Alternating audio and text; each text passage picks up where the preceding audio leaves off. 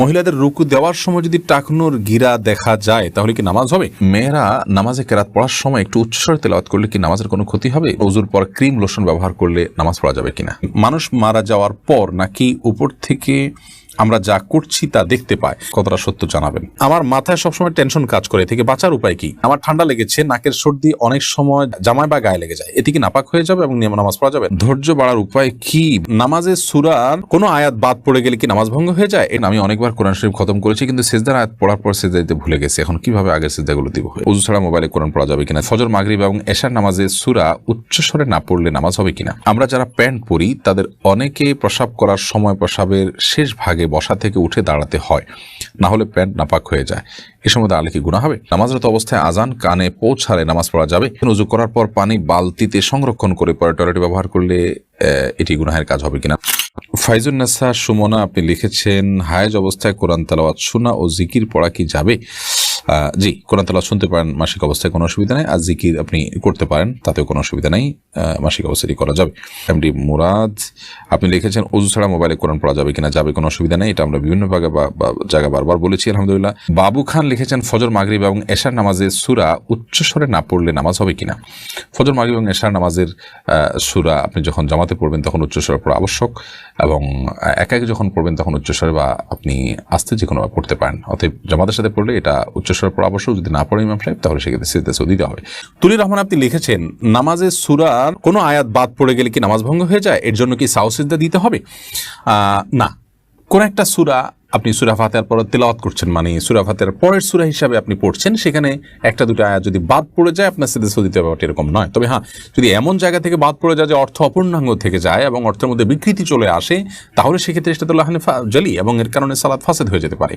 But ধরুন আপনি একটা বড় আয়াত পড়েছেন, সেখানে আয়াতের পরে আপনার দাঁড়িয়ে আছে, ওয়াকফ আছে, তারপর আরেকটা আয়াত আছে, এটা বাদ দিয়ে আপনি পড়েছেন, তাতে নামাজের ক্ষতি হবে না, নামাজ হয়ে যাবে ইনশাআল্লাহ তাআলা। রফিকুল ইসলাম লিখেছেন, আমার ঠান্ডা লেগেছে, নাকের সর্দি অনেক সময় জামায় বা গায়ে লেগে যায়, এতে কি নাপাক হয়ে যাবে এবং নামাজ পড়া যাবে? নামাজ পড়া যাবে, এতে নাপাক হবে না, তবে চেষ্টা করে যদি অন্য কিছু দিয়ে এটাকে পরিষ্কার করার, লেগে গেলে নাপাক হবে না। সুরাত ইসলাম আপনি লিখেছেন, আমার মাথায় সবসময় টেনশন কাজ করে, থেকে বাঁচার উপায় কি? প্রথমত আপনার এটা যদি মানসিক রোগের পর্যায়ে থাকে তাহলে মানসিক ডাক্তার দেখান। দ্বিতীয়ত হলো আপনি ডিপ্রেশন থেকে বাঁচার জন্য কোরআনে কারিম তেলাওয়াত করতে পারেন, আল্লাহর সাথে একান্তে একটু কথা বলতে পারেন, আর কোনো দক্ষ আলিমের কাছে গিয়ে আপনি একটু কাউন্সেলিং গ্রহণ করতে পারেন, নসিহা গ্রহণ করতে পারেন, ইনশাআল্লাহ আশা করা যায় আল্লাহ আপনাকে হেফাজত করবেন। তারপর একটি দোয়া আছে, বিশেষ করে সেটি আপনি বেশি বেশি পড়বেন। নবী সাল্লাল্লাহু আলাইহি ওয়াসাল্লাম পড়তেন, আল্লাহুম্মা ইন্নী আউযু বিকা মিনাল আজজি ওয়াল কাসাল ওয়াল বুখলি ওয়াল জুবন ওয়া আউযু বিকা আল্লাহুম্মা ইন্নী আউযু বিকা মিনাল হাম্মি ওয়াল হাযান ওয়াল আজজি ওয়াল কাসাল। এর অর্থ হলো যে আল্লাহ আপনার কাছে আমি পেরেশানি এবং টেনশন থেকে মুক্তি চাই। তাহলে আশা করা যায় আপনি দুশ্চিন্তা মুক্ত হতে পারেন, এই দোয়া বিশেষ করে পড়বেন।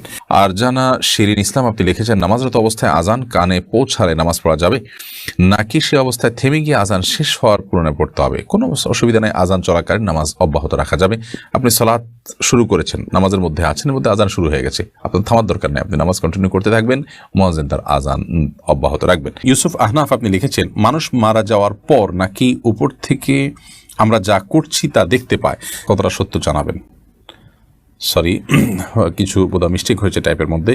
তো যাই হোক, আমরা যেটুকু বুঝতে পেরেছি, মানুষ মারা যাওয়ার পর তিনি তার আত্মীয় স্বজন যা যা করেন সব দেখতে পান, জানেন, ব্যাপারটা এরকম নয়। আল্লাহ তাআলা তাকে যতটুকু জানান তিনি ততটুকু জানেন। কারণ আল্লাহ তাআলা বলেছেন, ওমা আনতা বিমুসমি'in মান ফিল কুবুর, যিনি যারা কবরবাসী আছেন, আপনি চাইলে তাদেরকে আপনি যা খুশি যা শোনাতে পারবেন না, বরং আল্লাহ তাআলা যাকে ইচ্ছা তাকে শোনান, যাকে ইচ্ছা তাকে জানান, যতটুকু ইচ্ছা ততটুকু জানান। বিধায় তারা সব কিছু আমাদের অবজার্ভ করতে পারে, ব্যাপারটি এরকম নয়। জে.এস. সোহেল রানা আপনি জানতে চেয়েছেন, ওযু করার পর পানি বালতিতে সংরক্ষণ করে পরে টয়লেটে ব্যবহার করলে এটি গুনাহের কাজ হবে কিনা? না, এর ফলে কোনো গুনাহ হবে না, কারণ টয়লেটে ওযুর যে পানিটা ব্যবহৃত পানিটা এটা নাপাক হয়, মানে এটা নাপাক হয় না, আবার এটা অন্যকে পবিত্রও করতে পারে না। বিধায় এটা দিয়ে আমরা টয়লেটে ময়লা পরিষ্কার করার কাজ করতে পারি, টয়লেটের ফ্লোর পরিষ্কার করার কাজ করতে পারি, বা অন্য কোনো কাজ করতে পারি, এতে কোনো অসুবিধা নেই।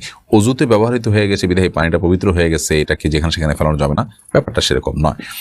ইডি অন্তর এই আইডি থেকে আপনি লিখেছেন, আমরা যারা প্যান্ট পরি তাদের অনেকে প্রস্রাব করার সময় প্রস্রাবের শেষ ভাগে বসা থেকে উঠে দাঁড়াতে হয়, না হলে প্যান্ট নাপাক হয়ে যায়, এ সময় দাঁড়ালে কি গুনাহ হবে? এরকম পোশাক পরাই উচিত নয় যে পোশাক পরে আসলে পেশাব বসে করতে, স্বাভাবিকভাবে করতে অসুবিধা হবে। সে পোশাক পরাই আমাদের জন্য উচিত নয়, কারণ দাঁড়িয়ে পেশাব করা আমাদের জন্য যেমন ক্ষতিকর তেমনিভাবে এটি হাদিসের আলোকেও নিষিদ্ধ। নবী সাল্লাল্লাহু আলাইহি ওয়াসাল্লাম এটি করতেন না। একান্ত যদি নিরুপায় হন যে এরকম কোনো পোশাক পরে ফেলেছেন যে এখন বসা অবস্থায় আছেন, আপনি না দাঁড়ালে কাপড় চোপড় নষ্ট হয়ে যাবে, তাহলে তো ভিন্ন কথা। ওজোর আছে, এই ওজোর ভিত্তিতে আপনি এটি করতে পারেন, কিন্তু এরকমটি স্থায়ীভাবে নিয়মিত যেন না হয় সেটি খেয়াল করা উচিত। সাবা আক্তার আপনি লিখেছেন, আমি অনেকবার কোরআন শরীফ খতম করেছি কিন্তু সেজদার আয়াত পড়ার পর সেজদা দিতে ভুলে গেছি, এখন কিভাবে আগের সেজদাগুলো দিব? এগুলো গুণে যেহেতু শেষ করা সম্ভব না, আল্লাহ তাআলার কাছে মাফ চাইবেন, ইস্তিগফার করবেন এবং এমনিতে আল্লাহ তাআলাকে সেজদা নিবেদন করবেন। যদি লিমিটেড হতে পারে যে এই পরিমাণ হতে পারে, তাহলে সেক্ষেত্রে অন্তত এখন হলেও কাজা হলেও দিয়ে আল্লাহু আকবার বলে সেই সিজদাগুলো দিয়ে শেষ করবেন। আনুফা আক্তার লিখেছেন, ওযুর পর ক্রিম লোশন ব্যবহার করলে নামাজ পড়া যাবে কিনা? ওযুর পর আমরা যদি ক্রিম, লোশন, তেল ইত্যাদি ব্যবহার করি তাহলে আমাদের পবিত্রতার কোনো অসুবিধা হবে না এবং ওই ওযু দিয়ে সালাত আদায় করা যাবে। এটি আমাদের অনেক ভাই বোনের প্রশ্ন। অতএব আপনি সালাতের পর আপনার ত্বকে ক্রিম ব্যবহার করেছেন, এই ক্রিমটা তো আর নাপাক কিছু নেই। এখানে যদি নাপাক কিছু না থাকে তাহলে সেক্ষেত্রে এটি আমাদের ওযু ভঙ্গের কোনো কারণ নয়। এবং সেই সাথে আপনার তেল বা এ জাতীয় যত কিছুই হোক না কেন, এগুলো যদি আমরা ব্যবহার করি সেগুলো আমাদের ওযু ভঙ্গের কোনো কারণ নয়। ওযু করার পর যদি ওযু ভঙ্গ হয় এমন কোনো কিছু করেন তাহলে সেক্ষেত্রে সেটি আমাদের সালাত আদায়ের ক্ষেত্রে প্রতিবন্ধকতা তৈরি করবে, কারণ আমার ওযু চলে গেছে, নতুন করে আবার ওযু করতে হবে। আর এই আপনার লোশন ইত্যাদি এগুলো শরীরের মধ্যে কোনো আলাদা আবরণও তৈরি করে না যে পরবর্তীতে ওযুতে সমস্যা হবে, সেটাও আরেক মাসআলা যে আদৌ পরবর্তীতে আমার ওযু করলে সেখানে কোনো সমস্যা হবে কিনা। কিন্তু মৌলিকভাবে ক্রিম লোশন ব্যবহার করলে আমাদের ওযুতে কোনো অসুবিধা হবে না ইনশাআল্লাহ। তার আনোয়ারা বেগম আপনি লিখেছেন, মেয়েরা নামাজে কেরাত পড়ার সময় একটু উচ্চস্বরে তেলাওয়াত করলে কি নামাজের কোনো ক্ষতি হবে? যদি বাসায় কেউ না থাকে, রাতের নামাজ যদি হয়, বাসায় কেউ না থাকে, আশেপাশে মৃদু আওয়াজ হলো, নিজে শুনলেন, তাতে কোনো অসুবিধা হবে না ইনশাআল্লাহ তাআলা। এরপরে রাগিবুর রহমান সাবিত আপনি লিখেছেন, মহিলাদের রুকু দেওয়ার সময় যদি টাকনুর গিরা দেখা যায় তাহলে কি নামাজ হবে? পুরো রুকু জুড়ে যদি এরকম হয় তাহলে সেটা সালাতের জন্য ক্ষতিকারক হবে। আর যদি হঠাৎ সামান্য একটু অংশ হয়তো এক ঝলক একটু সরে গিয়েছিল আবার তিনি ঠিক করে ফেলেছেন, তাতে অসুবিধা নেই, কারণ সালাতের মধ্যে টাকনু সহকারেই তাকে ঢেকে রাখতে হবে।